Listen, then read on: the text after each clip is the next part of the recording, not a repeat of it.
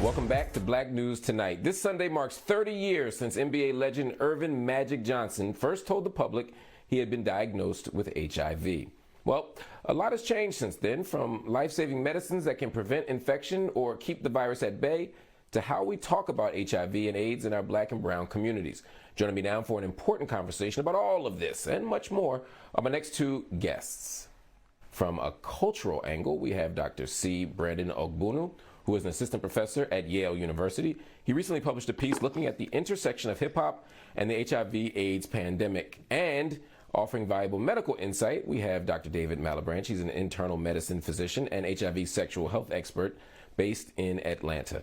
Gentlemen, thank you both for joining me on Black News Tonight. David, I'm going to start with you. When Magic Johnson first learned about his HIV status 30 years ago, he immediately worried, like many people did, that it could have been a death sentence. What's changed since then? You know, a lot has changed. And first, let me start off by saying welcome back. It's good to see you here, and I wish for your continued recovery. But I remember I was in medical school, actually, at Michigan State, where Magic Johnson did his undergrad and went to the national championship. And so I was there when he actually made that announcement and the change that happened, where before that time, it was a lot of same gender loving men that were getting tested regularly like that. And then all of a sudden the heterosexual community had this huge upsurge in getting tested, and the counselors and people that were doing the testing were completely overwhelmed.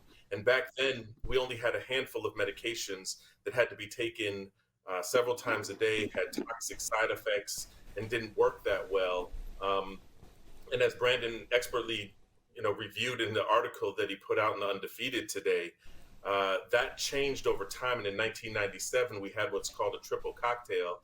And then by 2006, we had our first single tablet regimen, which was all the medications that you need to treat HIV just in one pill, similar to the way we have one pill for high blood pressure or diabetes, things like that.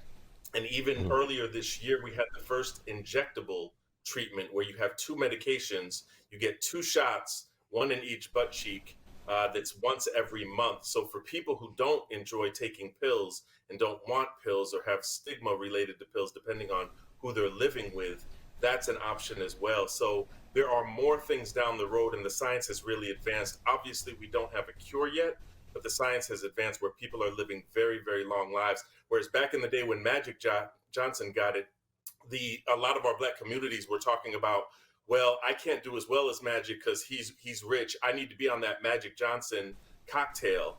And I remember actually speaking with Magic Johnson at several events, and he would very much describe the specifics of what antiviral cocktail he was on to let people know, I'm on the same thing you're taking. He just had the benefit of having trainers, nutritionists, things like that who were helping him along the way as well. So a lot has changed and a lot has progressed. We still have a long way to go, but a lot has changed since 1991. Absolutely, and that medical piece connects directly with the cultural piece. Brandon, in your article, you mentioned that hip-hop began its rise to global status around the same time that HIV/AIDS was emerging into public consciousness. In what ways did Magic Johnson's diagnosis connect with hip-hop, with rap lyrics, with other aspects of our culture? Mm-hmm. Yeah, I mean, it's difficult to get a very clear signature about their relationship, but to kind of take you back to where we were at 1991, think of someone about Kevin Durant's age now, right, with that level of prominence, announcing they were HIV positive and retiring from the league. Like, this is the level of person that was. And so he had that level of admiration amongst kind of young African Americans and in the hip hop community, which of course at that point, 1991, it's really, really becoming a global force. So it's really kind of challenging to kind of underemphasize how influential that was. And we see a signature of that, we think, in the way terms like HIV and AIDS were used in hip hop lyrics. We can see kind of a signature for that.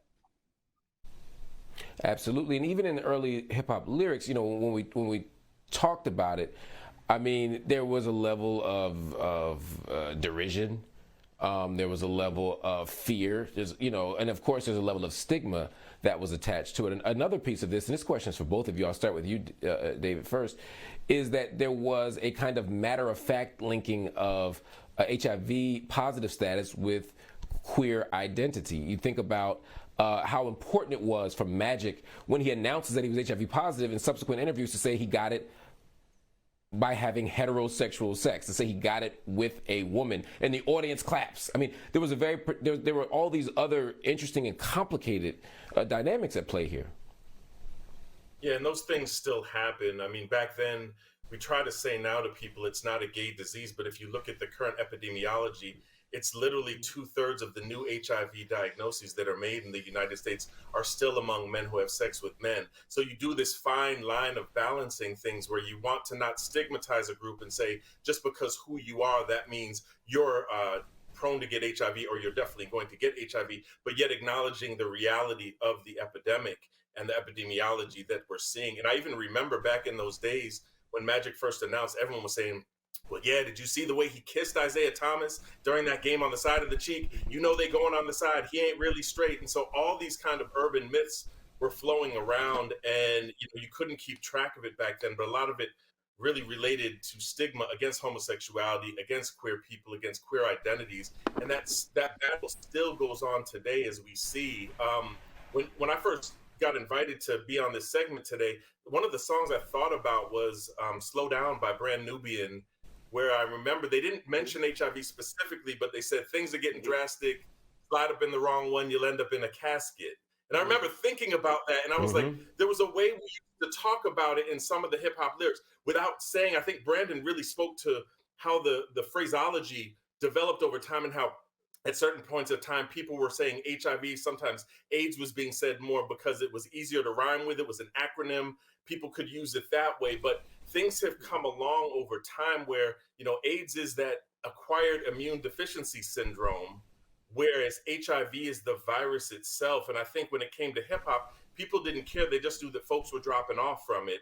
So whatever lyric they were going to find that was going to address this, they were going to hone in on that. Brandon, I'll give you the last word, but one of my favorite moments in Black culture was A Different World, when Tisha Campbell does the guest appearance on there, and Whoopi Goldberg is on that episode as well. And it's in the midst of all of the shame and the stigma that's being hurled her way, it's Mr. Gaines in the kitchen, that sticks up for her, that speaks the truth, that offers some medical knowledge, saying that you are far more dangerous to her than she could ever be to you. And you have, intelligence deficiency syndrome. I mean, that kind of intervention in our culture was key. And clearly I watch a lot of TV. What do you say, Brandon?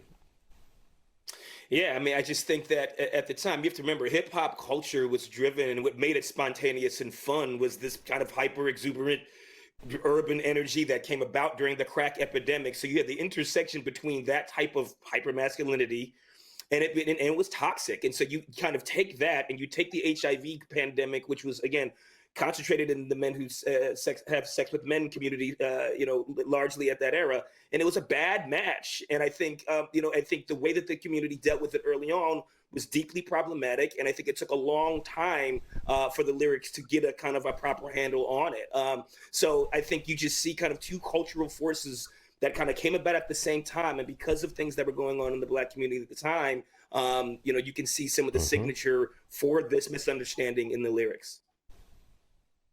Absolutely. And just as we are celebrating that Magic Johnson 30 years later is alive and thriving and smiling, that he is an extension of the extraordinary strides we've made in the medical community and in our cultural representations of HIV/AIDS. So I am happy to be celebrating this 30-year anniversary, and I'm happy to have you two here with me on Black News tonight. Thank you both for joining.